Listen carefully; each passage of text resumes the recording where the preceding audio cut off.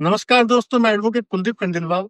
आपको ऐसा लगता है कि जालोर विकास समिति अपने जिन उद्देश्यों को लेकर चली थी, वो पूर्ण नहीं हो पाए? किले पे अवैध अतिक्रमण का बहुत एक विषय उठता है कि अवैध अति के जो ये पूरा प्रकरण हुआ, इसमें जोगेश्वर जी की भूमिका को आप किस तरह से देखते हैं? मलिक शाह के उस दायरे से बाहर जितने भी बाजारें हैं, सारी की सारी अवैध, सारी की सारी अवैध। हालांकि विनय मेरा परम मित्र है, सहपाठी है, इसको कोई शक, मैं मना नहीं करता ना ये, और उसको नींद आती है, मैं भी जानता हूँ। और बात करते करते सोता है, मुझे ये भी पता है, कभी रूपराज जी नील निकालेंगे, साफ नदी पे दौड़ रहा हूँ, तैर रहा हूँ, कभी जोगेश्वर जी कहेंगे मैंने ये किया वो किया, कभी छगन जी कहेंगे मैंने वो किया वो किया। नमस्कार दोस्तों, मैं एडवोकेट कुलदीप खंडेलवाल स्वागत करता हूँ आपका संवाद में। संवाद एक ऐसा प्रकल्प जिसमें समाज के विभिन्न क्षेत्रों यथा राजनीति, साहित्य, विज्ञान, धर्म, अध्यात्म, विधि एवं अन्य कई विषयों पर उन लोगों से बुलाकर चर्चा की जाती है जिन्होंने वास्तव में इन क्षेत्रों में कई उत्कृष्ट कार्य किए हैं, जिनके कार्य समाज को एक नई दिशा एवं दशा दे सकते हैं। और इसी श्रृंखला में आज हमारे साथ में वरिष्ठ अधिवक्ता मधुसूदन जी व्यास, जो एक अधिवक्ता होने के बाद में एक अच्छे इतिहासकार, एक बुद्धिजीवी, एक उत्कृष्ट वक्ता, और जिन उनके बारे में अगर कहने को इतना है कि उस शब्दों की कमी पड़ जाती है, इसलिए मैं रामधारी सिंह दिनकर की कुछ पंक्तियां उधार लेना चाहूंगा कि मृत मानव की विजय का तूर्य हूं मैं, उर्वशी अपने समय का सूर्य हूं मैं, अंततम के बाल पर पावक जलाता हूँ, बादलों के शीश पर सेंधन चलाता हूँ। अंधधम के बाल पर पावक जलाने वाले आदरणीय मधुसूदन जी व्यास, जो अपने समय के सूर्य है। अगर मैं ये कहूँ कि वो राजस्थान के एक बौद्धिक संपदा है, अगर मैं ये कहूँ कि वो राजस्थान के एक उत्कृष्ट व्यक्ति जो हालिया वक्त में है, तो इसमें किसी भी तरह की अतिशयोक्ति नहीं होगी।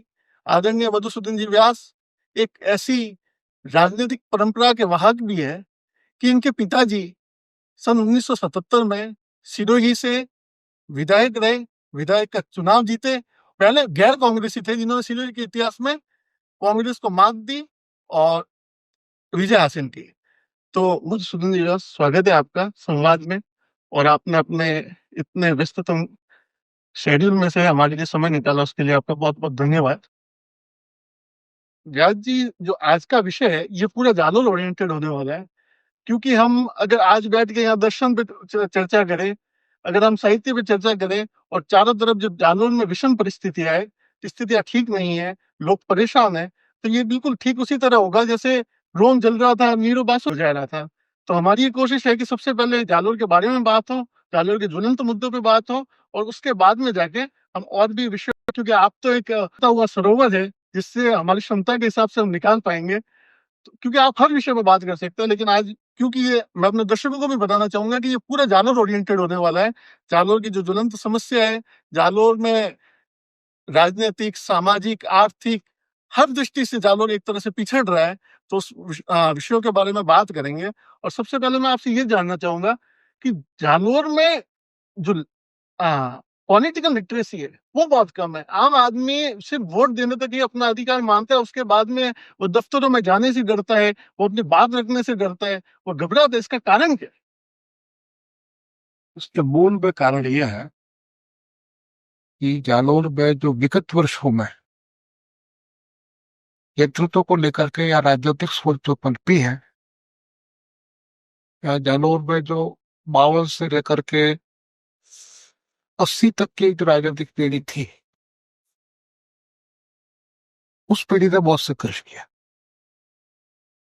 वह पीढ़ी हर आम व्यक्ति के साथ जुड़ती थी। उस पीढ़ी के कई लोग चले गए, कांग्रेस के भी लोग चले गए, भारतीय जनता पार्टी के भी लोग चले गए। और भी वर्तमान में जो राजनीतिक स्वरूप खड़ा हो रहा है, उस राजनीतिक स्वरूप में मतदाता का हित चिंतन नहीं है। मेरा पद मेरा स्थान कैसे सुरक्षित रहे, उसको सुरक्षित रखने के लिए दिल्ली अथवा जयपुर में बैठे हुए नेतृत्व की, या वहां जो कुछ दे सकते हैं लोगों के पीछे घूम कर भी अपना स्थान कैसे स्थापित करो,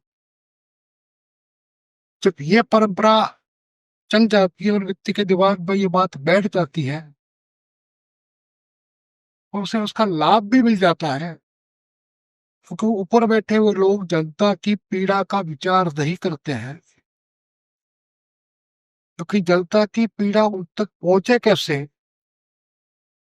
ये काम राजनीतिक नेतृत्व का होता है। कि तू उसके चारों तरफ एक जो घेरा बनता है, वो घेरा उसकी यश और वाहवाही को छोड़कर कुछ करता नहीं है। तो सामान्य जन से संवाद का जब अभाव आ जाता है, और बड़े राजनीतिक दलों में भी अभाव आता है, तो दिल्ली जयपुर तक आपकी बात नहीं जाती है। अगर जाती है तो जो नेता स्थापित है उसके कहे हुए शब्दों से जाती है, तो राजनीतिक शुद्धता आएगी ही आएगी। अच्छा, वर्तमान में बीजेपी और कांग्रेस में तो नेतृत्व है, उस नेतृत्व का जनता से सीधा संवाद नहीं है।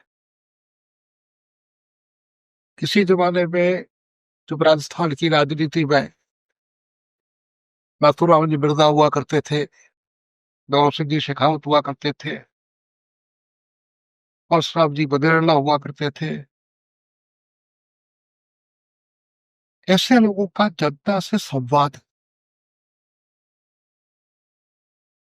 प्रोफेसर केदार शर्मा हुआ करते थे, रघुवीर सिंह कौशल हुआ करते थे, उदयगुरु भानुकुमार शास्त्री थे, मोहनलाल जी सुखाड़िया थे। इनके पास जनता का आम आदमी जाता था, और सुखाड़िया ने एक प्रयोग किया था। राजस्थान के हर मंत्रिमंडल की बैठक प्रत्येक जिले में उन्होंने एक बार की थी, और बैठक में जनता से ही बात की थी उन्होंने। वर्तमान में जो राजस्थान का राजनीतिक नेतृत्व है, चाहे वो गहलोत साहब का नेतृत्व कह दो, चाहे वो भजन लाल जी का कह दो, गहलोत साहब भी दिल्ली के पीछे भागते हैं, उनकी कुर्सी नहीं चली जाए, वायरस साहब उनको धक्का नहीं दे रहे। भजन लाल जी की स्थिति भी लगभग यही है कि जनता के बदले के अलावा दिल्ली उनको ज्यादा प्रिय लगती है, क्योंकि क्या पता अब गजेंद्र सिंह शेखावत या सुंदरलाल जी को धक्का दे जाए, या कोई तीसरा आ जाए। उसके मूल में ये होता है कि व्यक्ति जब अपनी क्षमता के बल पर, तपस्या के बल पर राजनीति में नहीं आता है, तब ये सारी चीजें पाती। भजन लाल जी 15 साल महामंत्री रहे बीजेपी के, तो राजस्थान के कोने कोने में बैठे हुए बीजेपी के कार्यकर्ता से उनका परिचय नहीं। गहलोत साहब 3 बार के मुख्यमंत्री हैं,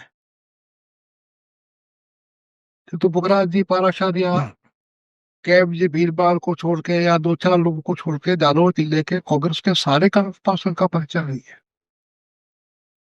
तो नेतृत्व में जो ये कमी है, उस थोड़ी से राजनीतिक शुद्धता आएगी आई, उसको ठीक करने का दायित्व जिनमें है, वो संगठन के कार्यकर्ताओं को होता है। और संगठन के कार्यकर्ता भी जब सत्ता के भीतर बैठे हुए लोगों की इच्छा से चयनित किए जाते हैं,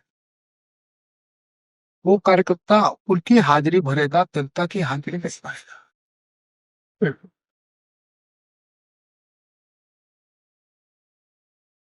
इन पार्टियों में पद भी पैसों के आधार पर दिए जाते हैं। जब पद पैसों के आधार पर दिए जाएंगे तो पैसों से पद लेकर आएगा, वो जनता की सेवा क्यों करेगा? वो तो जनता से किसी प्रकार से उसकी पूर्ति करेगा। तो ये एक जो स्थिति है जालौर जिले की, है, उसको स्वीकार करना होगा कि राजनीतिक रूप से बहुत कमजोर है। हमारी जयपुर दिल्ली में आज की तारीख को कोई आवाज नहीं है, और आवाज नहीं होने का परिणाम यह है कि जालौर बहुत समृद्ध होते हुए भी बहुत निर्गल है। क्या बहुत समृद्ध होते हुए भी बहुत बहुत निर्गल। निर्गल है। तो इसका अर्थ हम ये लें कि जानवर की जनता जो है वो पॉलिटिकल लिटरेसी उनकी खत्म नहीं हो, लेकिन वो निराश है। निराश नहीं कर सकते। सरल स्वभाव की जनता है, विवाद में पड़ना नहीं चाहती है। दूसरी बात, पश्चिमी राजस्थान के इलाके में पानी की कमी ने खेती को खत्म किया है। और पानी की कमी बरसात की कमी नहीं है। जालौर जिला जिस भौगोलिक स्थिति में है, उस पर यदि आप जालौर जिले के आसपास के जिलों में बांध बनाएंगे तो जालौर जिले में पानी की कमी स्वाभाविक रूप से आएगी। दूसरा, विकास के लिए हमने कई सारे तालाबों को, नदियों को, मार्ग को, उनके प्रवाह क्षेत्र को बांध दिया है। तो पानी की कमी होने से जालौर जिले की बड़ी संख्या जालौर से दूर दक्षिण भारत में मुंबई, मद्रास, बेंगलोर, हैदराबाद के क्षेत्र में जाकर के व्यापारी बन गए। तो आय तो हो गई, बड़े मकान भी बन गए। तो पेट भरने की पीड़ा नहीं रही। इसलिए आपको लगता है कि राजनीति को कोई नहीं, उन्होंने उसको छोड़ दिया। वो एक पैटर्न पर अपनी भावना की वजह वो वोट देते हैं कि तुमको लगता है कि अपना हित हित नहीं है इसमें। इसलिए आज जालौर की कृषि का विकास नहीं है। यदि आप ग्रेनाइट की फैक्ट्रियों को देखेंगे तो जालौर के बाशिंदे कम हैं, धार के बाशिंदे बहुत अधिक हैं। जीरा और इसबगोल का जालौर बहुत बड़ा उत्पादक होने के बाद भी जालौर की अपनी कोई संपन्न कृषि उपज मंडी नहीं है। जालौर जिले में औषधीय फसलों की भरमार है। आपको यहाँ कोकरो मिल जाएगा, अश्वगंधा मिल जाएगा, शतावरी मिल जाएगी, सर्वगंधा मिल जाएगी, बहुत सारी औषधियां हैं, बल मिल जाएगा, गांगड़ी मिल जाएगी। किंतु तो औषधियों को लेकर के जैसे मध्य प्रदेश में नीमच की मंडी विकसित हुई, गुजरात में जीरा और इसबगोल को लेकर के ऊर्जा की मंडी विकसित हुई, वैसी किसी मंडी को विकसित करने का विचार राजस्थान में नहीं जन्मा। और जन्मा तो विचार अपने जन्म काल में ही दम तोड़ दिया, क्योंकि यहाँ का जो पैटर्न है और गुजरात का जो पैटर्न है काम करने का, उन दोनों में अंतर है। मैं आपको इसको सरलता से समझना हो तो जालौर जिले की सीमा अथवा सिरोही जिले की सीमा जहां गुजरात की सीमा से मिलती है, आप रेल में बैठ के देखिए, बस में बैठ के देखिए, दोनों ही भौगोलिक क्षेत्रों की परिस्थितियां समान होने के बाद भी गुजरात की सीमा में प्रवेश करते ही आपको खेती का पैटर्न अलग दिखेगा। और राजस्थान में सिरोही, जालौर में, सिरोही में बिल्कुल भिन्न प्रकार का है। आप लोग कहते हैं गुजराती मेहनती है, मान लिया, तो किसी समय में खेती की दृष्टि से संपन्न, पशुधन की दृष्टि से संपन्न यह क्षेत्र था। आज ये दोनों अवस्था में, तो इसका पास होने का कारण देखिए जी, हाफ होने के बहुत से कारण। जालौर जिले के कृषि की हत्या जो की गई ना, उस हत्या करने में सबसे बड़ा कारक तत्व बना जो हथियार बना, इसको लॉ की भाषा में डेडली वेपन कह सकते हैं, वो बना जवाईबाद। सुमेरपुर से लेकर के लगभग लगभग बागुड़ा से आगे राघव तक का जो क्षेत्र था वह जवाई नदी के कारण 15 से 20 फुट हॉट लेवल पर सुबह नदी साल में 4 महीने 5 महीने में। परिणाम स्वरूप आप सुमेरपुर से लेकर के आहोर तक के क्षेत्र में और कलेटा तक के क्षेत्र में तो खेती होती थी वो 3 बार की खेती थी, 3 फसलें होती थी।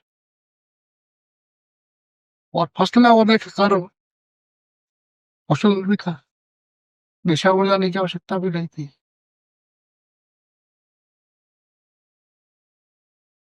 धीरे धीरे पानी घटता गया, खेत बंजर होते गए पानी के अभाव में। थावला एक गांव है और तहसील में विधानसभा क्षेत्र में ये गांव के पास। उस थावला में सेठ जी के बेड़े पर गन्ना होता था, आम का बहुत बड़ा उत्पादन क्षेत्र था। भैंसवाड़ा की दाडम पूरे जोधपुर मारवाड़ में प्रसिद्ध थी। मथानिया और क्लबों के स्वस्थ कोयला की मिर्च की बात छोड़े आप, जालोर की तीखी से लेकर के तिलोड़ा तक की जो मिर्च थी उस मिर्च की आज की तारीख में वो है ही नहीं। उस मिर्च में सबसे बड़ी खासियत ये थी कि मिर्च के भीतर गूदा होता था। अच्छा। और गूदे में खट्टा मीठा स्वाद होता था। भैंसवाड़ा की डालम पे गाढ़ा नहीं होता था, बीज नहीं होता था, को बेदाना अनार कहते थे। तो पानी की कमी में वो सारी चीजें खत्म थी और पानी का मुख्य स्रोत था जवाई बांध का। ये तीखी नाम मिर्च की वजह से पड़ा है। हाँ। नहीं, तीखी नाम से पहले से पड़ा है, जी जी। तो सही जी का पड़ा है। बाकी मिर्च तीखी नहीं थी वो मिर्च, वो कोई भूसला मिर्च नहीं थी। उस मिर्च का एक स्वाद अलग प्रकार का था।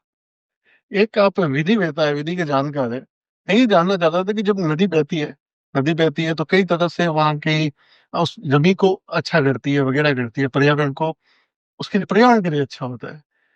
जैसे एमसी मेहता के केस हमने कॉलेज के समय में पढ़ा था कि वो गंगा बह रही थी और कुछ लोग उसमें अपनी फैक्ट्रियों का पानी डाल रहे थे तो उनका हटाया गया। तो क्या एक पीआईएल के मार्फत जब भाई नदी को वापस सुचारू रूप से चालू नहीं करवाया जा सकता?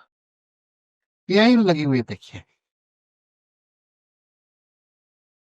तो पीआईएल जिस प्रकार से दंडित होती है और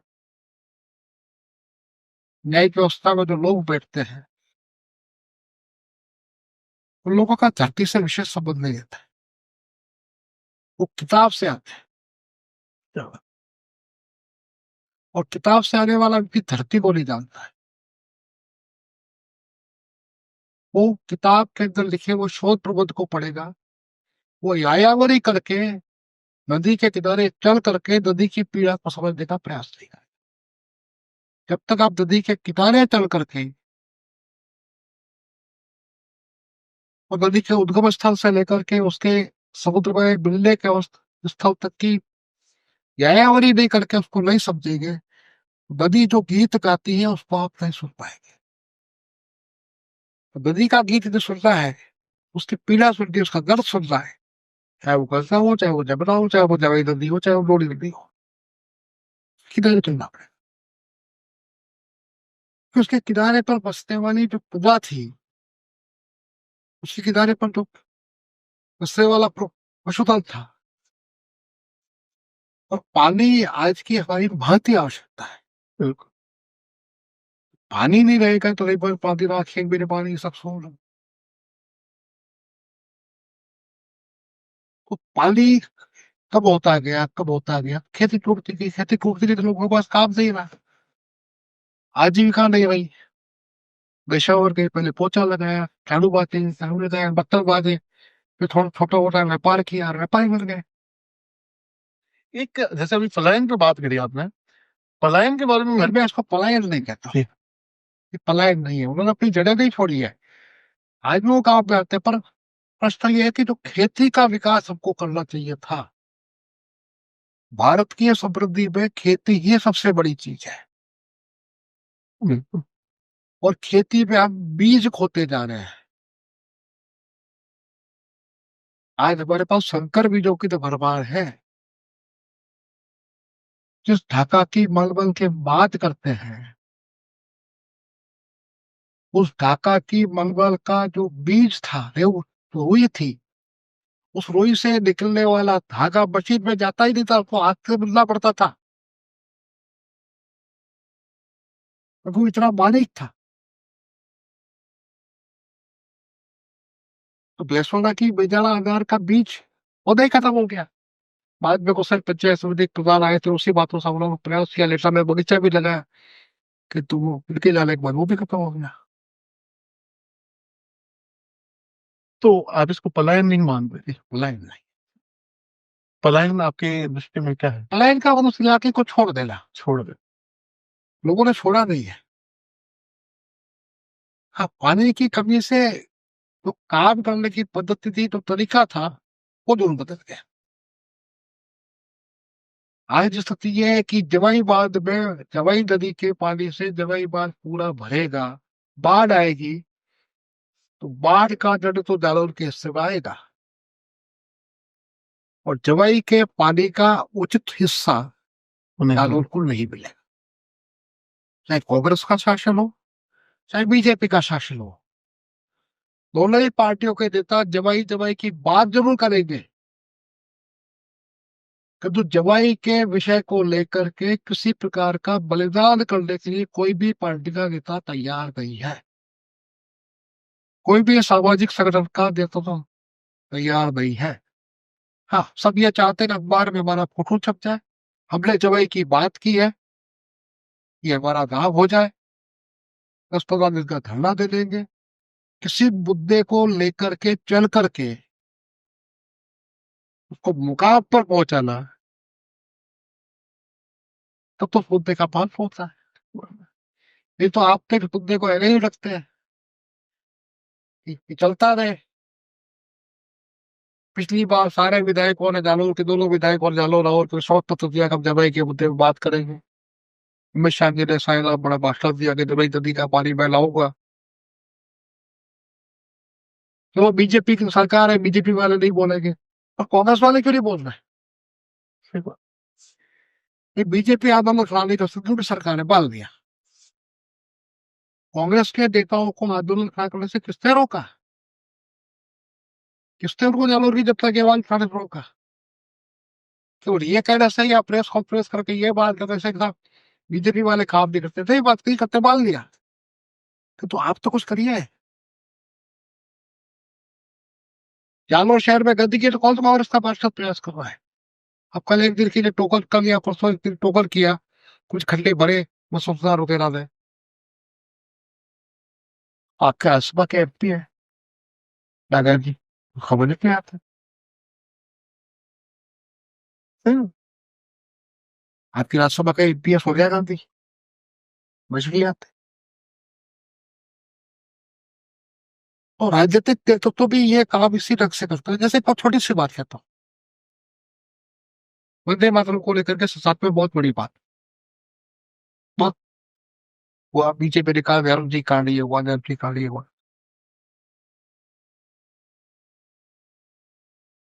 कांग्रेस के नाम वंदे मातरम का सम्मान करते हैं, तो सम्मान करते तो ही बोल रहे थे जो अंतरिम समय है गए थे, जोड़ दीजिए, हमको आपत्ति नहीं है, ये सम्मान हो गया, विषय खत्म हो गया पूरा।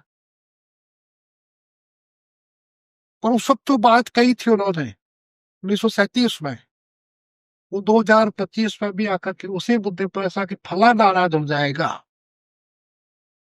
स्पष्टीकरण। मैं इसको तुष्टिकरण नहीं कहता, मैं इसको राजनीतिक पार्टियों का भय कहता।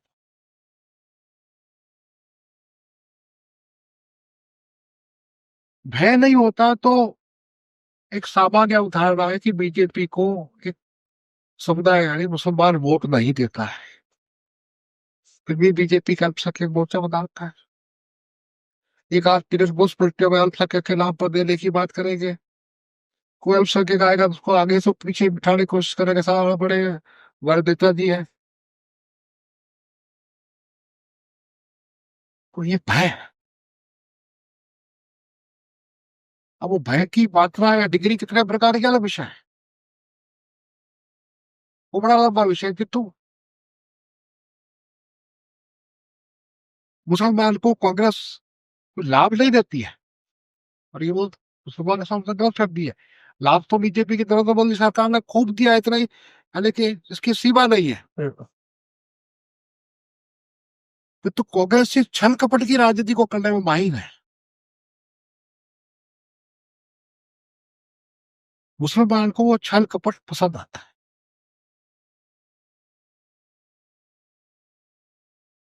तो उसके दिमाग में एक चीज चलती है, और अभी तो बाबरी मस्जिद की ताजा घटना घटी है बाबरी को बनाने को लेकर। वर्तमान में हिंदुस्तान में जितना मुस्लिम समाज रहता है, बाबर उनका पुरखा नहीं है। बाबर जहां से आया वहां बाबर को पूछता नहीं है, किंतु हिंदुस्तान के लोगों ने बाबर को अपना दिवसी का बाप रख रखा हुआ है।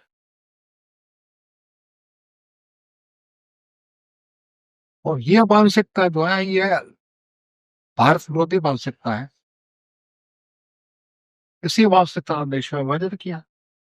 और आज भी उसी मानसिकता से कि राम मंदिर बन गया तो राम मंदिर का विरोध कैसे किया जाए,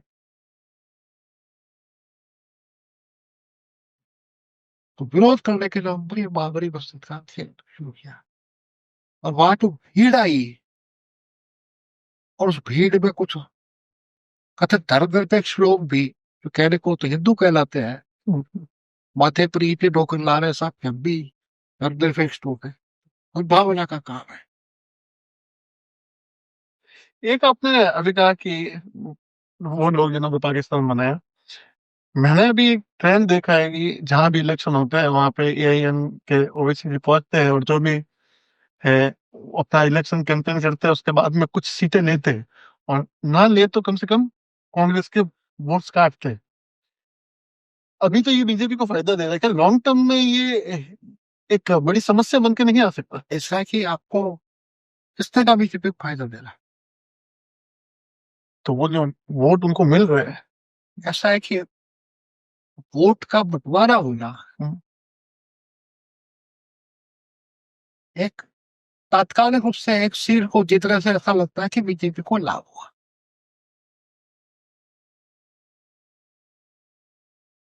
क्वेश्चन ये है कि ओवैसी जिस भाषा को बोलते हैं, क्या कांग्रेस के भीतर भी उसी भाषा का प्रचलन नहीं है? क्या समाजवादी पार्टी में उसी भाषा का प्रचलन नहीं है?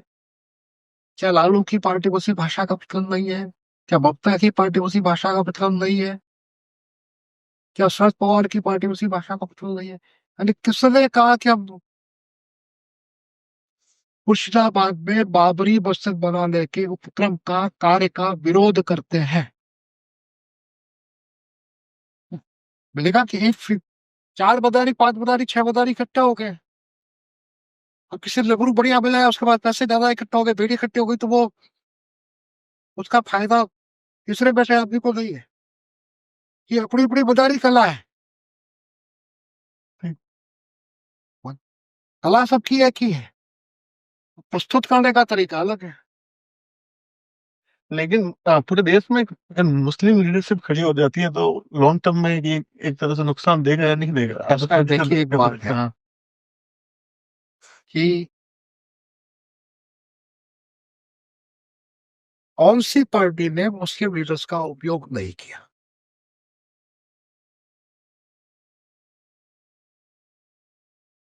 कांग्रेस पहले मुस्लिम बहुल सीटों पर गुलाम नबी आजाद को भेजती थी, सलमान खुर्शीद को भेजती थी, समाजवादी पार्टी आजम खान को भेजती थी। बीजेपी सिकंदर वक्त को भेजती थी, क्यों भेजती थी?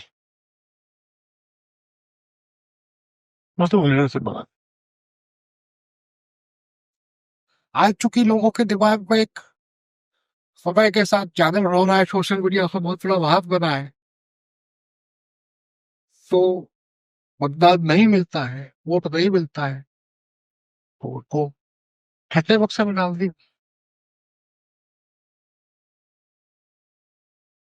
और उसको पता है कि हमारा मुस्लिम लीडर आएगा तो उसको लोग हमारे हिंदू नाराज हो जाएंगे। ओवैसी इस भय से मुक्त है अभी तक। जिससे उसको यह भय लगा कि मेरा हिंदू नाराज हो जाएगा, उसके बाद बोले बदल जाएगी। एक प्रश्न भी मेरे मन में आया कि आप हमेशा, मैंने देखा आप बहुत मुखर होकर बोलते हैं, चाहे वो बीजेपी हो कांग्रेस हो, आप संघ विचारधारा से आते हैं। तो मैंने अक्सर लोगों को देखा है कि जो उनकी आइडियोलॉजी को सूट होता है वो बोलते हैं, बाकी साइड से निकल जाता है, स्किप कर देते हैं। आप दोनों ही पार्टियों को ढंग से उतारते हैं, तो एक तरह से ये किसी आप पे मानसिक दबाव नहीं रहता है साइड का, कि जब आप किसी एक विचारधारा से है। उस संघ की विचारधारा में तो हिंदू समाज है, हिंदू राष्ट्र है। सब बीजेपी कांग्रेस से कहा विरोध समर्थन की अपेक्षा है। वो यदि डॉक्टर जी ने राजनीति छोड़ करके संघ की स्थापना की है,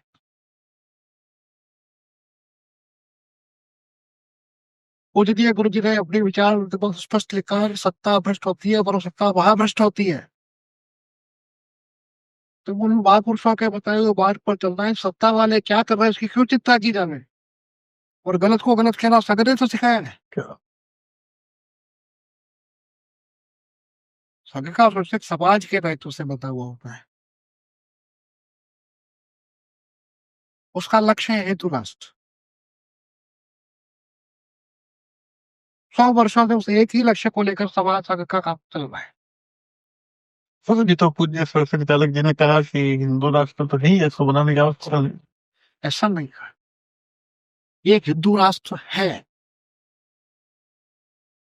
आप बिल्कुल बलशाली व्यक्ति है, हनुमान जी भी बलशाली थे, और बल यदि को भूल जाए क्या आपके तो बारे उसका जागरण का प्रयास तो करना है। तो जागरण का प्रयास है, का प्रयास है। सब कुछ समाज से अलग इतर संस्था थोड़ी है। जो समाज से अलग कोई संप्रदाय बना रहे हैं, समाज से अलग कोई पंथ बना रहे हैं, ऐसा नहीं है। तो समाज के यहाँ समाज भी रहते हैं। उस देश में रहने वाला प्रत्येक व्यक्ति हिंदू अब तो ये कहता है। तो आपकी राजनीतिक जड़ें इतनी गहरी होने के बावजूद भी, इसलिए कि आप संघ का कार्य अच्छे से कर पाए, इसलिए आप राजनीति से दूर रहे हैं, इसका कोई और कारण है? नहीं, राजनीति से दूर रहने के दो कारण है।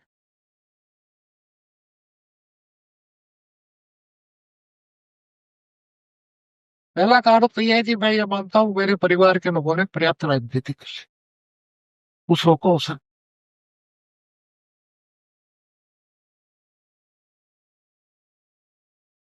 मेरे पिताजी 1940 में संघ से जुड़े थे कराची में। आज तो प्रधानमंत्री लाल कृष्ण जी अडवाणी उनके परम मित्र हैं। मेरे बड़े फूफा जी लाल जी अडवाणी तीनों एक ही शाखा था, और पिताजी कराची के कार्यवाह थे। विभाजन होने के बाद सोचता है सरकारी नौकरी की अध्यापक,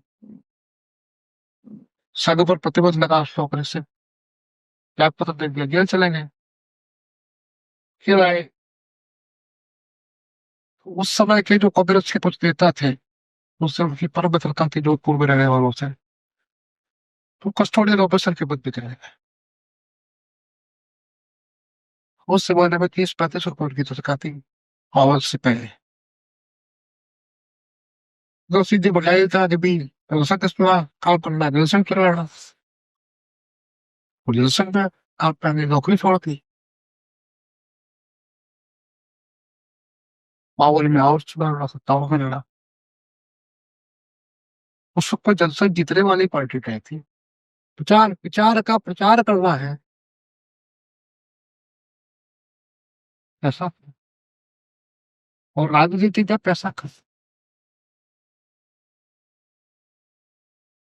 एक अवस्था ये भी रही हमारे घर में, कोई गहना नहीं था। गांव में खेती है, पेट भरता था आराम से, पर घर में गहना नहीं बचा।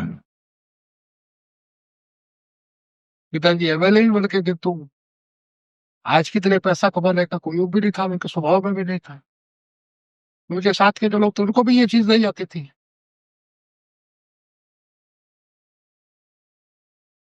ये सारी चीजें मैंने देखी समझी। उसके बाद मैंने एक चीज तय की, मुझे चुनाव नहीं लड़ना है।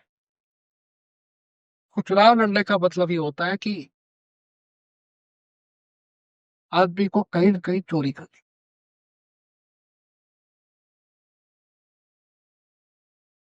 यानी 72 में जब चुनाव लड़ा, विधानसभा के चुनाव में खर्च हुआ था 6,000 रुपया। 77 के चुनाव में बढ़ करके 12-13 हजार पर पहुंच गया था। और आज के चुनाव में विधानसभा का चुनाव लड़ने के लिए 2 करोड़ 2.5 करोड़ रुपया न्यूनतम, मैक्सिमम नहीं, न्यूनतम। और तो टिकट भी बिकते हैं, और टिकट का भी पैसा देना पड़ता है। इतना सारा खर्च करके आदमी मान लो उसको घर का पैसा खर्च करेगा, घर का सामान बेचेगा, घर की जमीन खेती बेचेगा, तो लाभ क्या उसका? सेवा कर लिया ना, फिर सेवा करने के लिए उससे बाहर गए।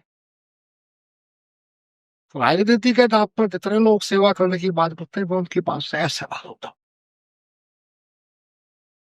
मैं राजनीति को जानता हूँ, राजनीति की परख रखता हूँ, राजनीति के स्वभाव को जानता हूँ। तो चुनाव लड़ने में मेरी रुचि नहीं, क्योंकि मैं मान चुका हूं, मेरे परिवार ने उस कोटे को पूरा कर लिया।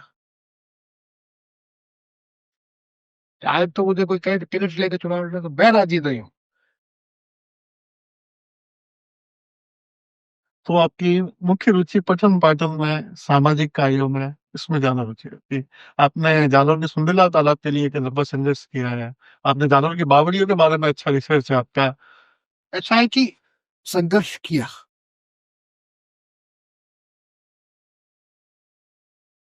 जालोर के तालाब पे कहते हैं, जालोर की जो नगर है ना, नगर की हत्या नगर के लोग स्वयं कर रहे हैं। जालोर नगर की बनावट एक अलग प्रकार की है। आप यदि सूरज पोल के ऊपर एक गोविंदगढ़ का मंदिर है, वहां से चल करके परकोटा जो कई जगह टूट गया, अब तो सारे सारे चलते चलते लाल पोल तक जाएंगे। और वो पोल ठीक परकोटा नागेची मंदिर तक जाता है, तो काफी तोड़ भी दिया लोगों ने। उसके भीतर का इतना भाग है, उस पर आपको कहीं पर भी खाना पानी नहीं। अच्छा। अथवा सूरज पोल से आप चलते हैं,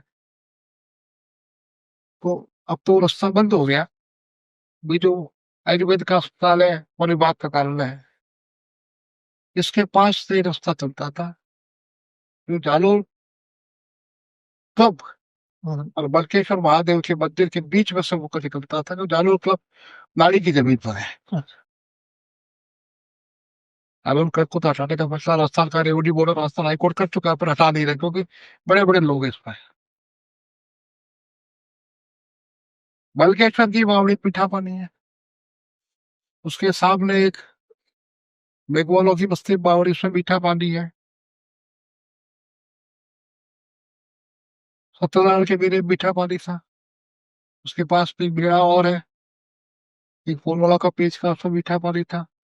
तो शहर की जितनी भी बावड़ियां थी, उन सब पे मीठा पानी था। तो शहर की तात्कालिक पेयजल आवश्यकता की पूर्ति इन बावड़ियों से। और तालाब पर, पहाड़ पर जब बरसात होती ना, तो उस पहाड़ पर गूगल और गुद्दी के पेड़ बहुत थे, तब भी बहुत था, थोड़ बहुत थी। इस पहाड़ पर पानी का संग्रह हो जाता था। शहर का विस्तार हुआ, तो सुदेलाव का कैचमेंट एरिया उसका शिकार हो गया।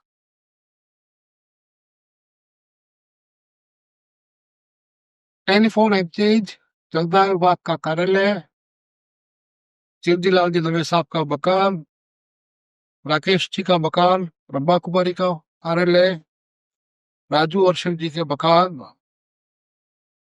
ये सारे के सारे तालाब के पानी को रोकने के स्थान।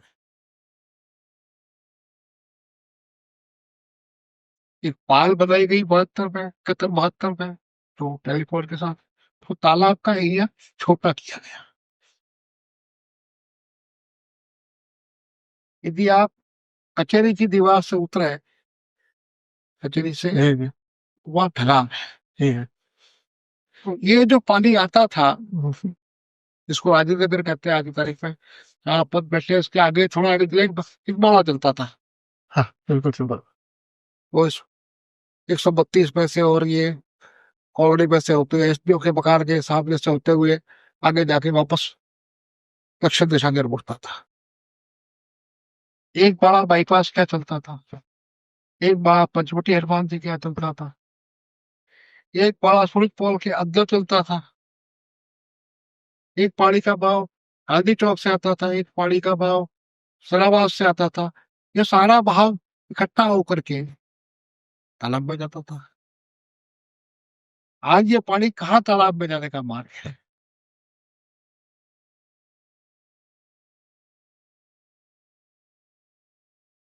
इसके बाहर के सारे मकान, सारे भवन सब वो दीवार माता कर गए।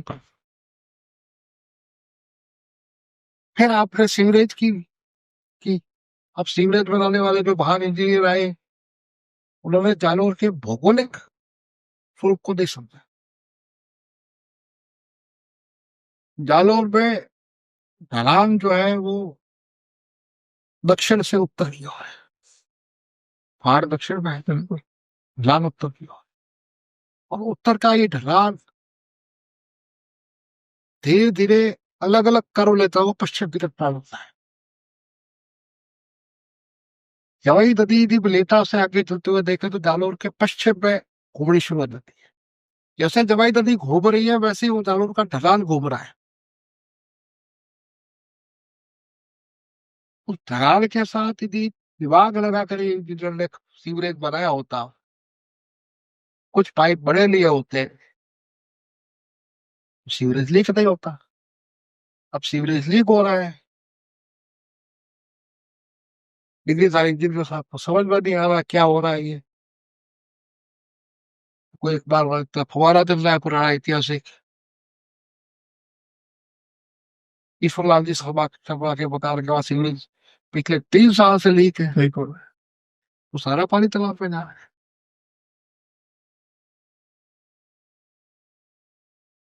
सारे तो नेताओं को पता है।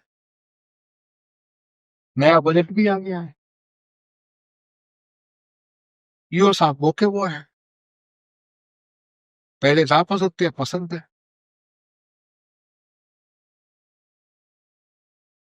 तो प्रश्न ये है कि जब तक आप किसी शहर में एक सिस्टम पैदा करेंगे, लगाएंगे, तो उस सिस्टम को लगाने की जो आवश्यक शर्त है उसको आप नहीं जानेंगे। और मेरे परम मित्र को नींद ज्यादा आती है,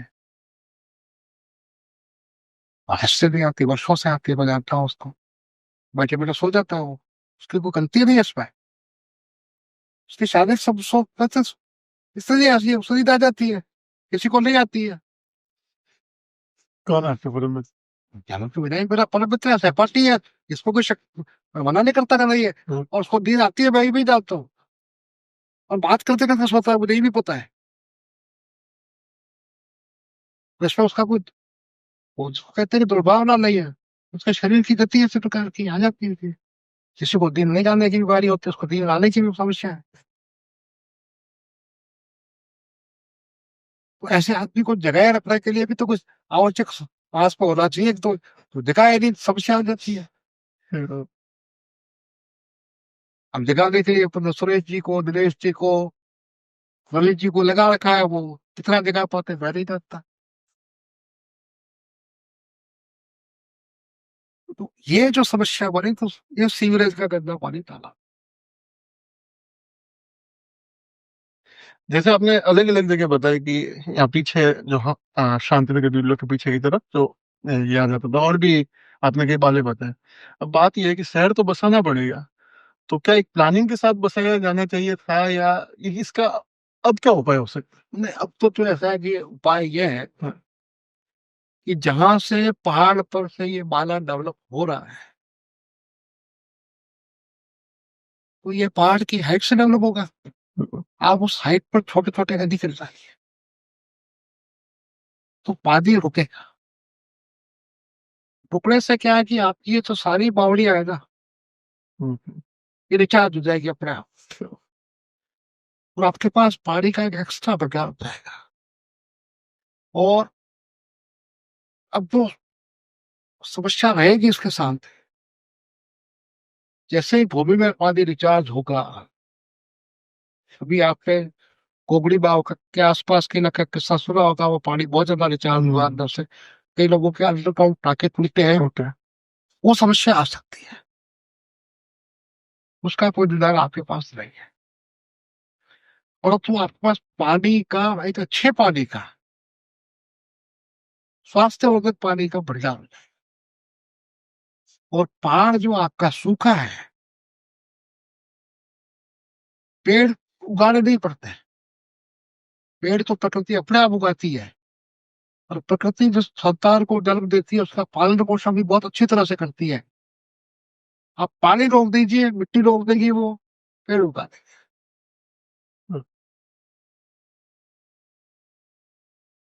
तो पानी का हो जाएगा।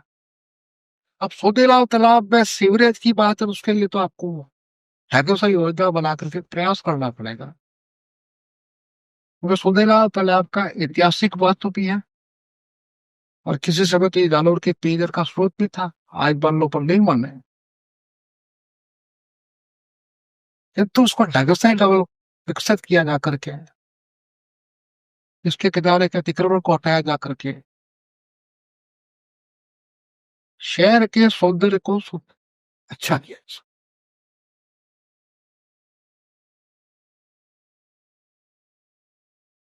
जैसे किले पर सड़क बनेगी तो किले पर आने वाले लोग पड़ेंगे, तो उनके लिए आपके पास एक्टिविटी होगी तब तो ठीक रहेगा। एक्टिविटी नहीं होगी तो तालाब पे आएंगे लोग, बोटिंग करेगा, वो करेगा, तो उस पर कम 2 रुपए मिलेंगे। माउंट आबू में क्या है, लक्की का पेज उपयोग भी होता है, और वोटिंग भी होती है। जैसे आप हुए, मदन राजी बोरा हुए, अखिलेश्वर जी आनंद हुए, हरिशंकर जी राजपुरोहित हुए, ये एक जालोर की बौद्धिक संपदा है। और ऐसा कि आप सब लोग मिलके, और उस तरह का एक प्रयास हुआ भी जालोर विकास समिति के नाम से, और उस जालोर विकास समिति के अध्यक्ष तो जो पदेन कलेक्टर है वो, और शायद शुरुआत में आप भी उसमें थे। आज भी हो, तो आप उसमें सक्रिय दूर रहता हूँ। जी, और उसके सचिव मोहन जी पाराशर है। तो आपको ऐसा लगता है कि जालोर विकास समिति अपने जिन उद्देश्यों को लेकर चली थी, वो पूर्ण नहीं हो पाए, और वो एक जालोर महोत्सव जो है, जिसमें भी जालोर महोत्सव में जालोर गाइड दिखता है, वो एक इवेंट बन गया है, जिसमें 2-3 दिन सब युवा पीढ़ी आती है, एंजॉय करती है और चली जाती है, लेकिन उसमें जालोर कहीं खो गया है। इस पर आपके क्या विचार है? देखो, एक बात है, हम्म, शीतला माता का मेला लगता है, जी, लोग शीतला माता को बच्चे देखने आते हैं, पूजा करने आते हैं, दर्शन करने आते हैं, प्रसाद चलाने आते हैं। अब दुकानें हैं, वो 5 6 बजे वाले की है, चाय बनाने से वाले की है, ठंडे का रस बनने की है, या और कोई दुकान है, वो दुकान उसका मेन आधार नहीं है। दुकान उसका आधार नहीं। शीतला माता के मंदिर की पूजा के निमित्त ही तो लोग आते हैं। बिल्कुल। अब जालोर विकास समिति ने जालोर महोत्सव को शुरू किया, तो आप जो कह रहे हैं कि बाकी कवि सम्मेलन हुआ, वो हुआ, वो हुआ, वो हुआ, ये तो शीतला माता के बेटे की दुकान है, जालोर का है। हाँ,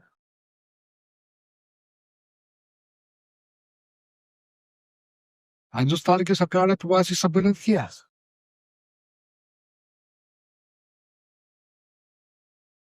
क्या माननीय सचेतक जी, माननीय सांसद महोदय, माननीय छगन सिंह जी, माननीय जीवा राम जी, रतन देवा सिंह, अमरजीत सिंह जी बता सकते हैं कि प्रवासी सम्मेलन में जालोर कहा था?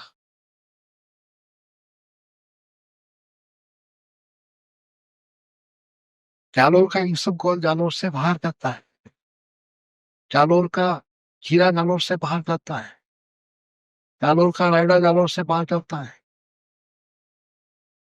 तो क्या हमने विकास समिति के माध्यम से बैठकर इन पर विचार किया? जालोर का पहाड़ हरा भरा कैसे हो, इससे विचार किया?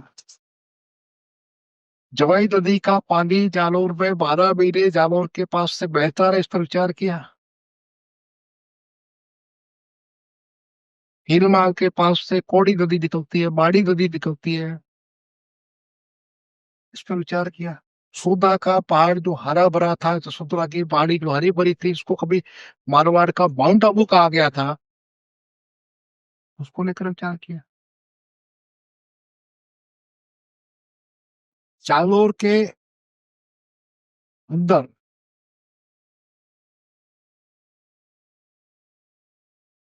आदित्य जी महाराज ने आदित्य विधान कोश लिखा है, इसके 7 खट्टों को ऊपर करे तो आज की तरह कोई इतने व्यक्ति के हो। संस्कृत और प्राकृत का विश्व का एकमात्र शब्दकोश है,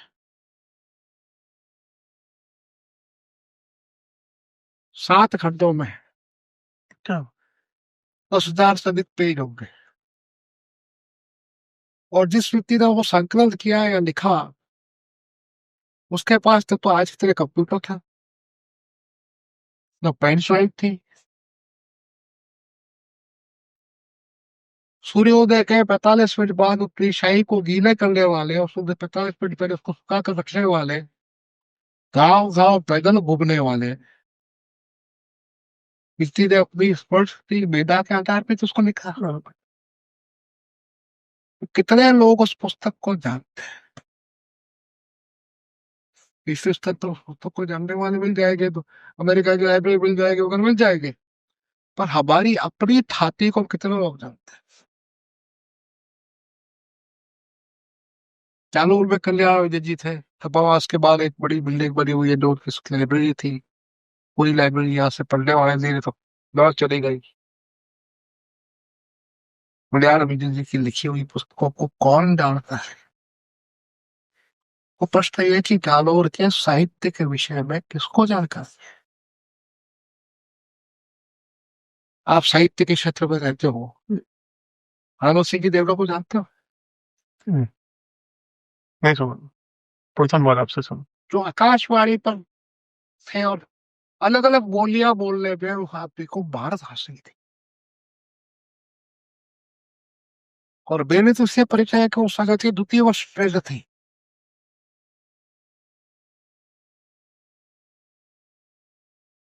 और 48 के प्रतिबंध के समय लाल शेरवानी को पोड़ के उनको पे उठा करके उबाल रहे थे जिससे बचा करके।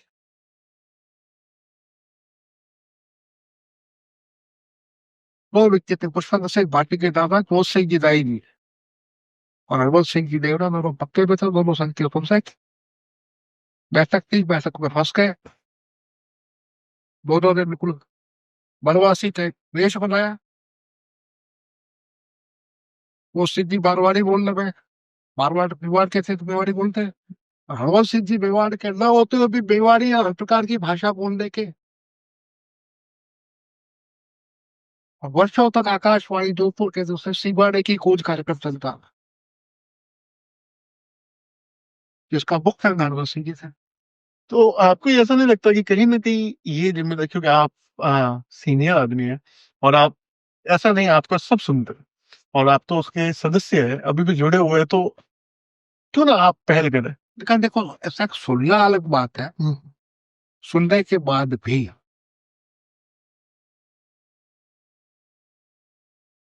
सरकार के साथ समिति चल, और जैसी सरकार होती है वैसी समिति बन जाती है, जैसी सरकार होती है वैसा कलेक्टर बन जाता है। हाँ, बीजेपी की सरकार आ गई तो सत्यनारायण जी बोले का कार्यक्रम हो गया। कांग्रेस की सरकार होती नहीं होता।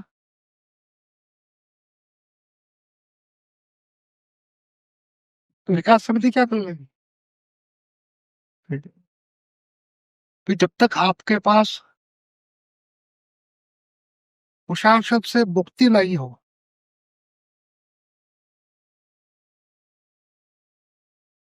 पर्यटन की अवधारणा, विकास की अवधारणा, सारी सरकारी अवधारणा है।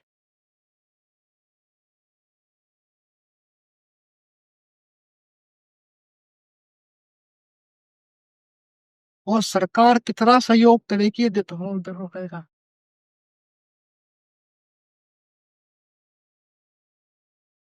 अब जनता का जो जागरण का विषय है वो बड़ा लंबा विषय है। जालोर की सबसे बड़ी कमी है कि जालोर के मुद्दे पर जालोर के राजनीतिक दल आज तक एक मत नहीं हुए। बहुत सही बात, नील कुमार जी, बिल्कुल। जवाई के मुद्दे पर बीजेपी कांग्रेस के साथ नहीं बैठना चाहते। कभी कांग्रेस वाले अपना हाथ बजाएंगे, बीजेपी वाले हो जाएंगे सांसद के माध्यम से, या कभी वो शिवसेना के रूपराज जी आ जाएंगे, वो बजाएंगे। तो ये मुद्दा पूरे जालोर का मुद्दा है और गांव गांव का मुद्दा है, जन जन का मुद्दा है। इस मुद्दे पर आप सब एक साथ बैठ करके एक दिशा में विचार करें, ऐसा कोई प्रयास ही नहीं है। सबको लगता है कोई शेर ले गया तो मेरा क्या होगा। हम्म, कभी रूपराज जी रील निकालेंगे, साथ नदी पे दौड़ रहा हूँ, तैर रहा हूँ, कभी जोगेश्वर जी कहेंगे मैंने ये किया वो किया, कभी छगन जी कहेंगे मैंने वो किया वो किया। अभी सही बांध का सारा पानी जवाई बांध में मिला को खाली किया जाता है, वही पानी बहाते रहते हैं। अभी जोधपुर की योजना को लेकर कल विवाद हुआ आपस में के 2280 करोड़ रुपए दिए और दाबरी जोधपुर पानी ले जाने को लेकर के मैंने बना किया वहां भरी, खुद तो पास पानी पर्याप्त है। कांग्रेस फिर देता है शो करें, जो जालोर के परम शत्रु है।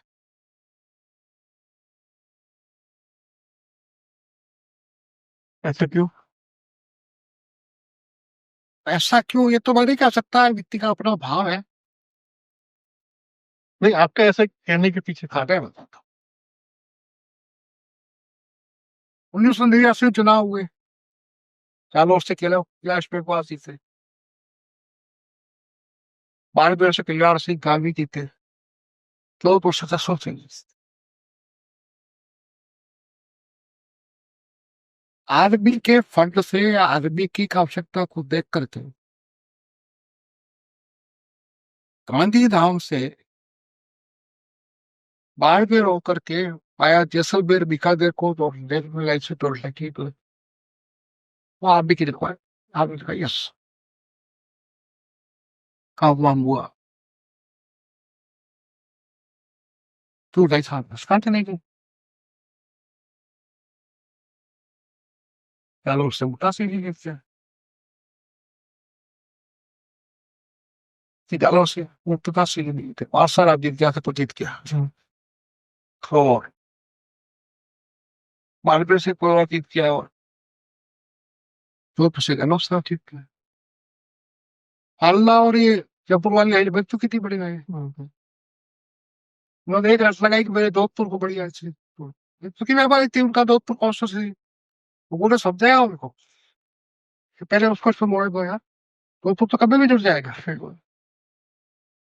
पर वो सत्ता का नजदीक था तो जोधपुर जुड़ गया, उड़ती आदमी जोधपुर से लाइन डालती, तो काम को आवश्यकता ही नहीं है।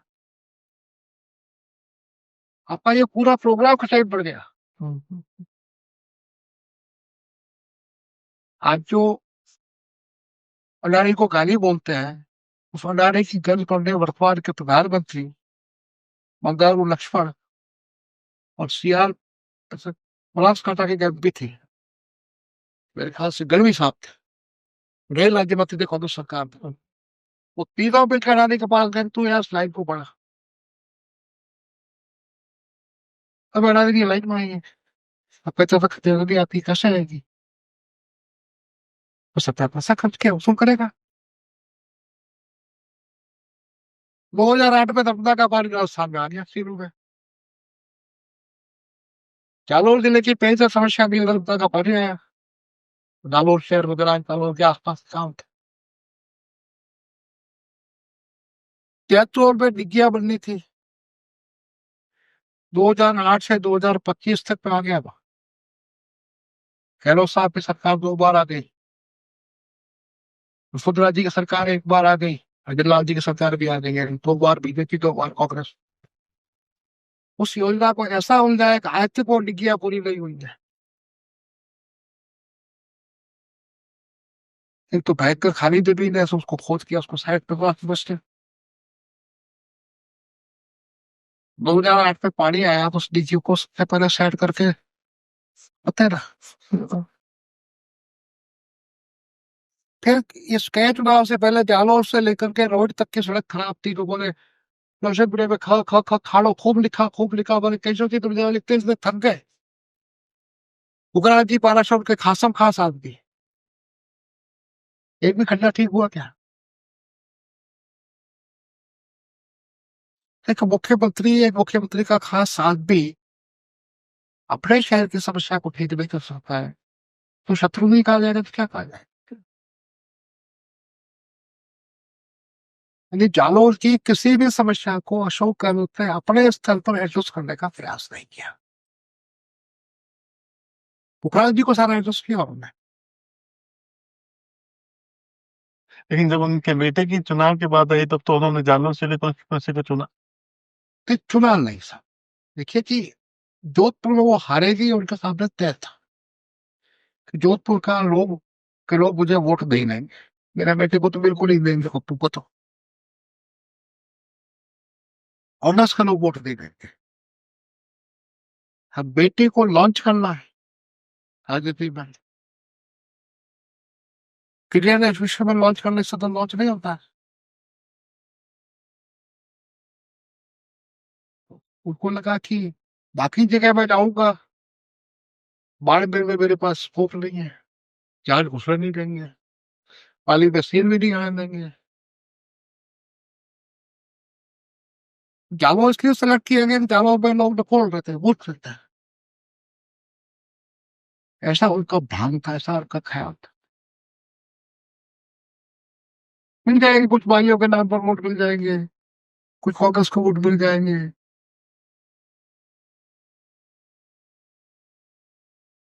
किंतु ऐसा होता नहीं है।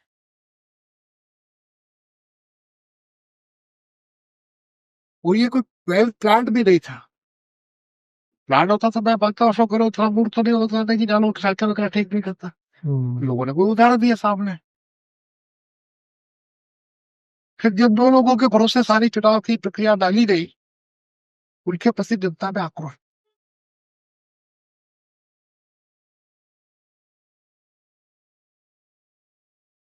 और कांग्रेस में और हर राजनीतिक दल में गुटबाजी होती है, तो गुटबाजी का प्रभाव भी था।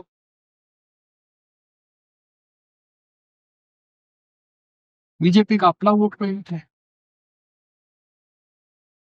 और मैं पहली बार ये कह सकता हूँ कि राजस्थान के मुख्यमंत्री रहते हुए अशोक गहलोत को चुनाव नहीं दिया।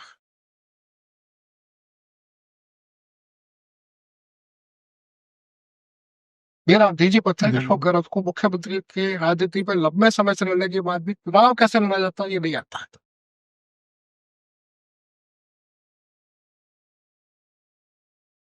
मेरे साथ बहुत बढ़िया चुनाव होता है, लेकिन बराबरी का मामला था अक्सर, तो लड़ता ही नहीं है, तो क्या हुआ। फिर फिर अपने जालौर की तरफ आते हैं। मैं ये जानना चाह रहा था, जालौर विकास समिति में जो सचिव का पद है उसके लिए निर्वाचन होता है, उसकी क्या प्रक्रिया है? या निर्वाचन होता ही नहीं? ऐसे आए देखो साहब, इसको आप निर्वाचन कहते हैं ना, हम्म। वो तो केवल ईवीएम में ही होता है, बाकी कहीं नहीं होता है। बाकी सब जगह तो निर्वाचन के नाम पर बुलाने ही नहीं होते।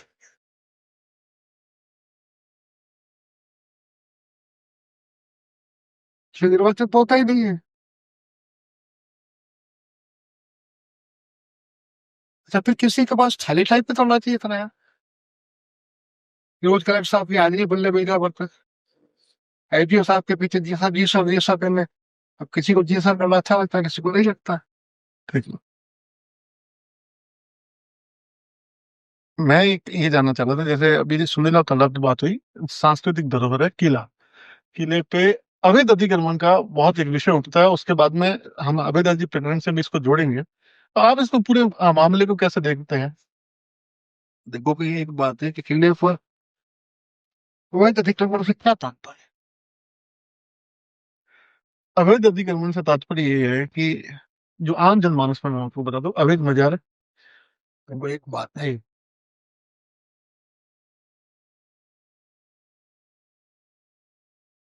कि किले पर जाने का मार्ग इतना दुर्गम है कि प्रशासन का कोई अधिकारी रोज किले पर नहीं,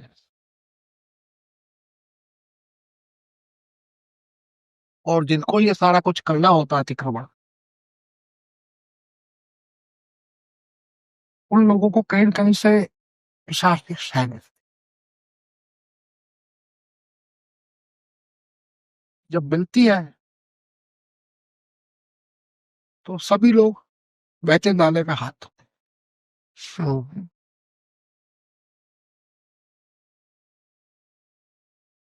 बाजार युवा अवैध है कि मलिक शाह के उस दायरे से बाहर जितने भी बाजारें हैं, वो सारी की सारी अवैध। क्योंकि ना तो वहां पर कोई व्यक्ति बना है, ना किसी को वहां ले जाकर गाड़ा गया है।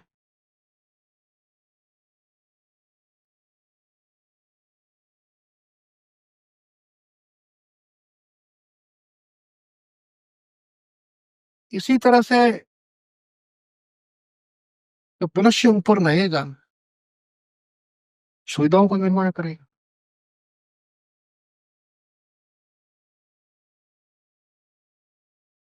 उस खर्च से कुछ चीजें होगी।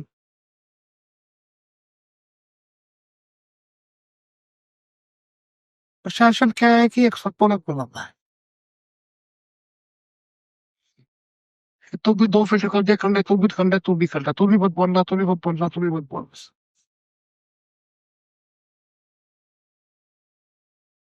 मुझे स्मरण है कि एक यहाँ पर एलपीओ साहब हुआ करते थे, एक संगठन के नेताजी हुआ करते थे, और उसमें उनसे आया परमवीर सिंह ने एक रिकॉर्डिंग निकाली। जिला परिषद के जो मुख्य कार्यकारी अधिकारी थे उसके आगे में बैठक हुई, वह भी था, स्वतंत्र महोदय भी थे, एसडीओ साहब भी थे, जीवाचार्य एसपी भी था। और वहां पर ये बात हुई कि हम अवैध अतिक्रमण को हटा देंगे, तो सिर्फ समान देते हैं। दूसरे दिन कुछ लोगों का संदेश आया सब कि हमारा वो है बदला है, वो भी तो सारा रुक जाएगा। देखा रुक जाएगा, तो हम तो इधर इस प्रकार की बात कर रहे थे, प्रवेश से भी जूझ रहा था। और अब अंदर ही अंदर उन लोगों का समझौता हुआ, हमको पता है। अब नाम बोलूंगा तो बहुत हंगामा हो जाएगा। आप हमें क्यों चिंता करेंगे? ऐसा देखो, किसी को अपमानित करना भी अच्छा नहीं, क्योंकि धर्म और अतिक्रमण का हिंदुस्तान में एक बहुत गहरा संबंध है। और क्योंकि वो आस्था से जुड़ा हुआ विषय रहता है, इससे उस पर मौज लगाना एक बात ठीक है ना। फिर फिर वो आपस में मिल गए, उनको पता ही नहीं, जिस तरह उनको चादर चढ़ा दी, उन्होंने पता उड़ा दी, खत्म हुई बात। अभी बीच में संत अभेदास जी आए समरस कथा करने, उस संवाद में भी बता रहे थे, तो उनसे हमने चर्चा के दौरान आपकी फेसबुक पोस्ट मैंने पढ़ी थी, उसके हवाले से मैंने उनसे प्रश्न किया था। पोस्ट ये थी कि आपने लिखा था कि जो लोग राष्ट्र हित की बलिवेदी पर अपना प्राण त्याग देते, उनकी मुक्ति की कोई आवश्यकता नहीं होती, वो मुक्त हो ही जाते तो उसी वक्त। मैंने उनसे ये प्रश्न किया, वो संत है, उनको इस तरह से, या हो सकता है आपके नाम से उनको कोई समस्या हो, तो इस तरह के उन्होंने कुछ शब्द प्रयोग करे जो हमने बाद में एडिटिंग में काट दिए थे कि हम नहीं चाहते कि किसी भी तरह का विवाद हो, संवाद का मेन उद्देश्य ही है कि एक सकारात्मक मैसेज है समाज में। फिर और भी उन्होंने आगे अपने बारे में कुछ वो बात करी, लेकिन मैं ये जानना चाहता हूँ कि आप जो है, क्योंकि आप राष्ट्रवादी और दक्षिणपंथ आपकी एक छवि है और लोग आपको उस तरह से देखते हैं, तो एक तरह से इस समाज में भी ये एक धारणा तो होगी कि जो उबेद जी सोचते हैं, मधुसूदन जी भी ठीक ठीक उसी तरह का सोचते होंगे कि अवैध मजाल के खिलाफ तो कोई भी अगर वो दक्षिण पंथ है तो वो ये सोचेगा कि ये अब अतिक्रमण है, इसको हटाया जाना चाहिए। अगर लोग वहां दर्शन करना जाना चाहते हैं तो उनको दर्शन करने दिया जाना चाहिए। तो आप इसको किस तरह से देखते देखिए कि दत्तू बाबेदार से भी ना मैं उनकी कथा में गया, बाबेदार जी ने मेरा नाम किससे सुना, उसने तुमको क्या कहा, ये मुझे बताओ। मेरा ये कहना है खाने के कारण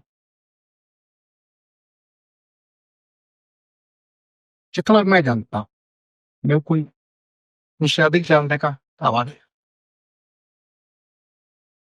भागवत की कथा धंधुकारी नामक केत की मुक्ति की कथा है। कथा का एक नियम है कि सात गांठ का बांस लगेगा, कथा का चक्र नियम से कथा कहेगा, और सप्ताह की कथा में दिन एक एक गांठ फूक दी जाएगी। दूसरा मेरा ये विषय था कि जो लोग नारी के सम्मान के लिए, देश के सम्मान के लिए, गाय के सम्मान के लिए बलिदान होते हैं, शास्त्र ये कहता है कि वो सूर्य लोक का भेदन करते हैं, और सूर्य लोक के भेदन करने वाले लोग देवात्मा की श्रेणी में चले जाते हैं। ऐसा शास्त्र में लिखा हुआ है। यदि वो पूछेंगे तो उनको प्रमाण बता दो। देवात्मा में गए हुए लोगों की मुक्ति के लिए भागवत कथा आवश्यक नहीं होती। एक बात। दूसरा विषय थोड़ा सा गहन है कि जिन लोगों ने वो प्रेतत्व में नहीं है लोग, वो लोग ज्यादा उनके रक्षक हैं। आज से लगभग 80 से अधिक साल पहले एक जैन संत कीर्तन सूर्य महाराज का चातुर्मास था। उन्होंने जानवर के बारे में एक शब्द कहा था, कब्रों पर बसा हुआ शहर है, इसलिए इसकी मैं नई उज्जैनी करवाऊंगा, नैविक रूप से इसका सारा करूंगा। उन्होंने उसको खाली करने की बात की शहर को, और उनके संप्रदाय के आपस में जैन समाज की तरफ का उत्थान नहीं हो पाए। तो 1368 के युद्ध में बलिदान हुए, विक्रम संवत 1368 में जो लोग बलिदान हुए, जो माताएं जोहर कर गई, जानवर की गली गली घर घर जोहर हुआ, वो सारे के सारे जानवरों के रक्षक देव। आप उस रक्षक देवों को मुक्त करके उनकी विदाई जानवर से कराएंगे तो पीछे कौन बचेगा? प्रेत। उन प्रेत से कौन लड़ेगा? अबेदास जी लड़ेंगे या मैं लड़ूंगा, या कौन कौन लड़ेंगे?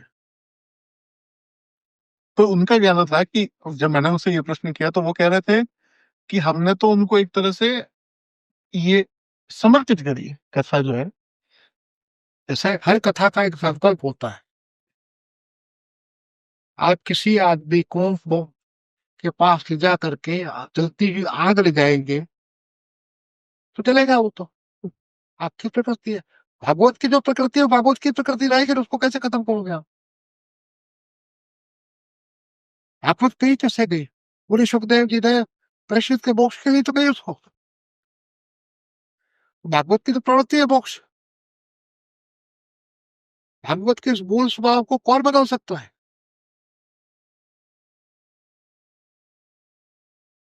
ये तो भागवत का मूल स्वभाव है। ठीक बात है, प्रकृति ही है। तो भागवत मोक्ष का ही ग्रंथ है, मोक्ष ही देगा वो तो। अच्छा। तो उस कथा का प्रारंभ जो हुआ है वो उसी का घटनाक्रम से हुआ है। उसमें तो राधा है,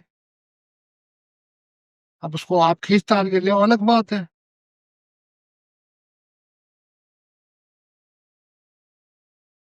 असुर संहार की कथा है, उसमें देव संहार की कथा नहीं है। देवताओं को सबक सिखाने की कथा है, उसमें समझाने की कथा है, इंद्र की हो ब्रह्मा की हो, कैसे समझता होगी। यानी भागवत कथा के बाद की जो समरसता जो हुई प्रारंभिक रूप से, वो सबके सामने है। निर्णय कर ले समाज की कैसी समरसता हुई। लेकिन उन्होंने जो अवैध वो बाजार बता रहे हैं, उस पर आपका क्या स्टैंड है? देखिए कि अवैध जी किले गए कि देखिए मुझे बता दें। अवैध जी ने जो बात की कि मैं बाजार तोड़ने के लिए जाएंगे हम, उसके लिए कोई अनाउंसमेंट करने की जरूरत नहीं थी। चले जाते, थोड़ी आते, पीछे वालों को तो करवा रहे हो। आप तो बाबा जी है, आपको तो बचत करना है, जेल में कर लो, वार कर लो।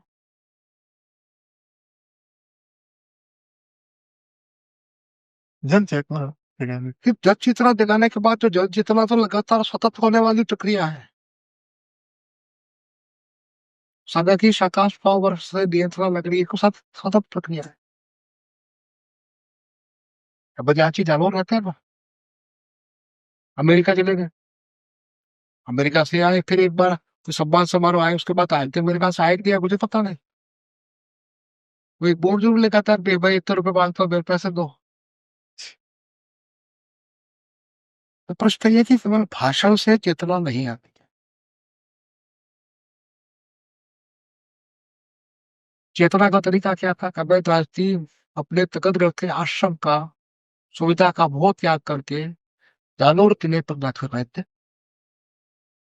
सन्यासियों को कहते थे, घर छोड़ दिया, और वहां होने वाली अवैध प्रजाओं की कार्रवाई को रोकते लड़ते समाज अपने आप पीछे चलता। अब समाज आगे चला, मैं पीछे चलूं, अब कैसे जरा बताइए।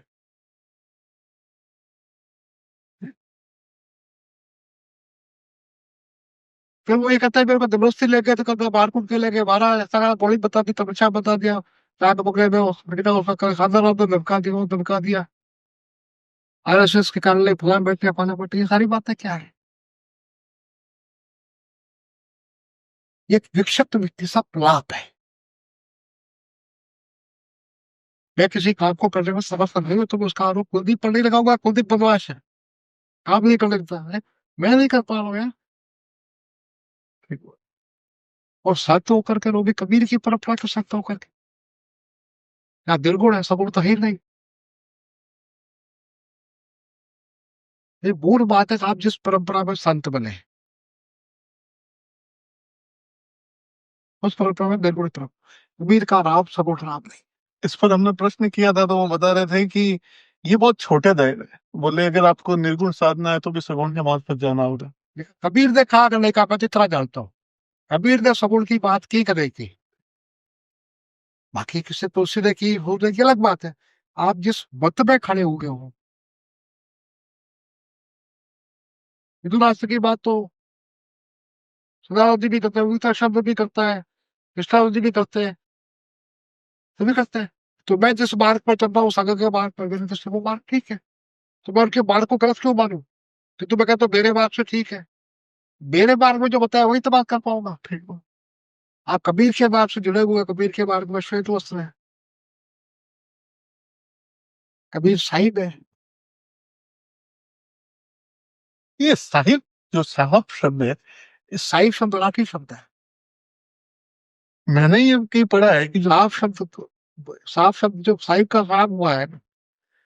मैं इसका बता दूं, मैंने जो पढ़ा था वो ये बता रहे थे कि जो इस्लाम में मोहम्मद साहब थे, मोहम्मद साहब के साथ जो घूमने वाले लोग थे, उनको साहिबा कहते थे।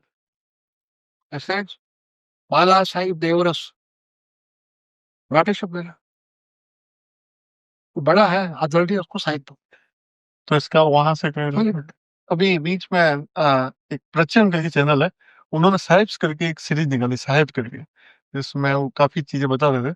वहां से मैंने पता किया, तो पता लगा कि जो मोहम्मद साहब की जो लेकिन देखो चैनल में तो देवदत्त भी निकालता है, पटना एक भी, उसकी बात मान लो। इसको चैनल कहीं आएंगे। ठीक। ये आप रवींद्रनाथ ठाकुर का भी इतिहास पढ़ते हो, इरफान पठान का पढ़ते हो, बी एल लाल का भी पढ़ते हो। एक इससे जुड़े एक प्रश्न ये है कि जब हम इतिहास पढ़ते हैं, जैसा आपने बताया कि हर विचारधारा का अपना एक इतिहास बन गया है, निर्णय कैसे करें? ये सब देखने के लिए आपको काल पे जाना पड़ेगा, काल गणना पर। काल गणना आपके दिमाग में से स्पष्ट हो गई, आपको समझ इतिहास की घटना क्रम स्पष्ट हो जाएगा। क्या वो नहीं करनी पड़ेगी। अक्षर के बदल देख लीजिए, आपका शिल्प देख लीजिए, खुजराहो देख लीजिए, खुजराहो का शिल्प देख लीजिए, दिल्ली की बावड़ियां देख लीजिए, तो उसे पता लग जाएगा किससे क्या बनाया होगा, किसके कालखंड में क्या क्या हुआ होगा। ये शांति और प्रेम की बात तो कॉलेज घाटी करने का जरूरत थी, दिव्या का करने का जरूरत थी, इधर क्लास करने का जरूरत थी। और ये बहुत भला आदमी था बेचारा, टोपिया सी के कुछ जिंदगी गुजारा करता था, बहुत बाल था, तो फिर शिवाजी पर आक्रमण करने का जरूरत थी, जसवंत सिंह के बेटे अजीत सिंह को पकड़ने का जरूरत थी, दुर्गादास के पीछे भागने का जरूरत थी, गुरु गोबिंद सिंह जी से लड़ने का जरूरत थी, टोपिया सी नहीं थी।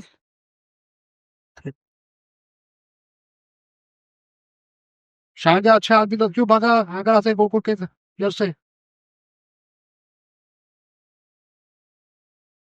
बाबर बहुत बाद में आज भी देखो पैदा बोले कितने साल बाद बात पे कितना किया।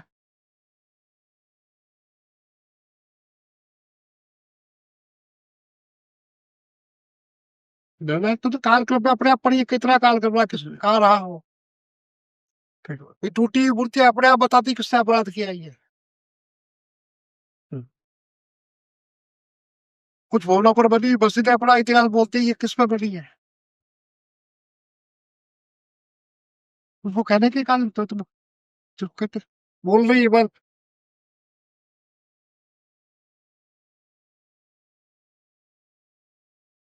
मैं तो बोल रही है, कहाँ बोलोगे।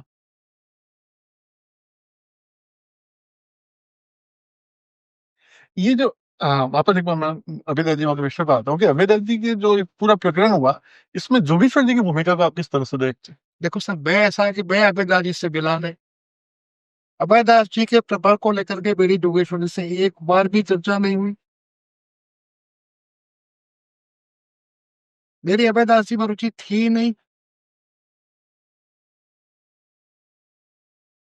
लेकिन आपने फेसबुक पे लिखा था, मैंने पढ़ा था कि विधायक ने बाबा जी का नाम नहीं लिया, बाबा जी ने विधायक का नाम नहीं नहीं लिया तो लिया, नहीं लिया। और इन दोनों के बीच में वो युवा राजनेता जो अपनी दावेदारी कर रहे थे, करने वाले थे, उनका भी नाम खत्म हो गया। और ये जो आपने लिखा, इससे मैं भी काफी हद तक सहमत हूँ। ये ऐसा है कि जो लोग उस मंच पर खड़े किए गए, अब जोगेश्वर जी कह रहे हैं कि मैं वहां दिल्ली हूँ, जयपुर हूँ, जो भी है वहां पे। अभयदास जी कह रहे हैं कि जोगेश्वर जी बात करेंगे, जोगेश्वर जी का मैं अभयदास जी से बात नहीं करता, तो जोराराम जी यदि आ सकते थे तो जोगेश्वर जी आ जाते। ठीक, कायदाराम ने मेरे को धमकाया, कायदाराम ने मेरे को कहा सर सब मार देंगे सर को पता। बदलाव तो कायदाराम हुआ ना, या दिनेश बाबर हुआ, या रवि हुआ, या सुरेश सोलंकी हुआ, या सुरेश सुदेशा हुआ। अरे जैसा कि वो जोराराम जी आए तब वो किसी ने कहा, लाइव वीडियो चल रहा था, या आगे टॉलीवुड या अखाड़े के प्रति जो सारी बात रास्ता की बात कही गई, हम्म। कि सबसे चावल में कोई समझता कहाँ आई, मतलब पूछा समरसता का कार्यक्रम करके चले आप, समरसता के बड़े तो विषमता खड़ी करके गए जा रहे हो।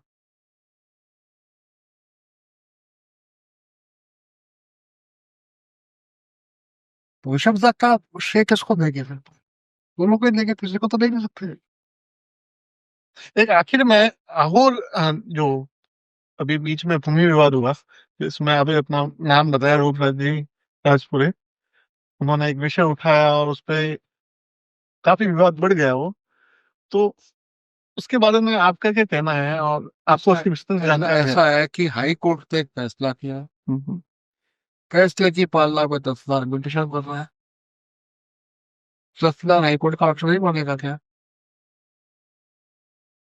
उससे पहले जिला जज जालौन पार्ट था, उसकी अपील की ग्राम पंचायत में।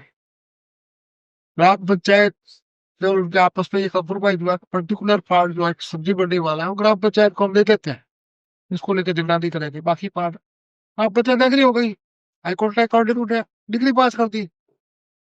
अब रूप जाए राम जी क्या कहे, मधुसूदन क्या कहे, कुलदीप क्या कहे, ये कहे वो कहे, क्या मगर उनका कहना है कि जो पैरवी है उसमें कॉम्प्रोमाइज हो गया वो। इससे ऐसा भी एक बात है कि रूपराज जी भी ऐसा मानते हैं कि कॉम्प्रोमाइज हो गया, तो रूपराज जी को तो मानने के लिए आजादी है, स्वतंत्र है उस बात के लिए। तो जैसे राहुल गांधी कहता है वोट चोरी हो गई, रूपराज जी भी कहते हैं कॉम्प्रोमाइज हो गया, भाषण दे रहा है ना।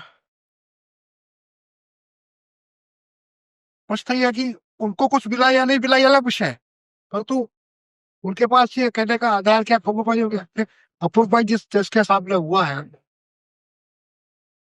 वो वर्तमान की भाषा में तो सबसे अधिक बुद्धिमान माना जाएगा, ऑनरेबल जस्टिस है। हम्म।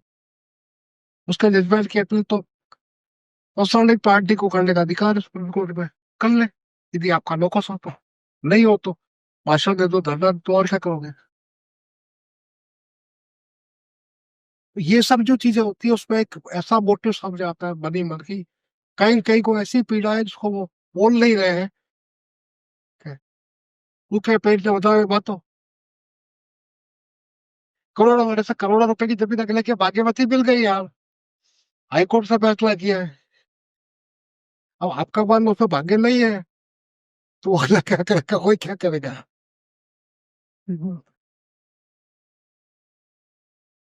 रूपराज जी का दर्द क्या है मुझे पता नहीं, और मैं ये जानता हूँ दो फैसले हैं जुडिशियल कोर्ट के, उसकी पालना करना ग्राम पंचायत की ड्यूटी में आता है। तो ये थे आदरणीय मधुसूदन जी, इनसे बहुत सार्थक चर्चा रही।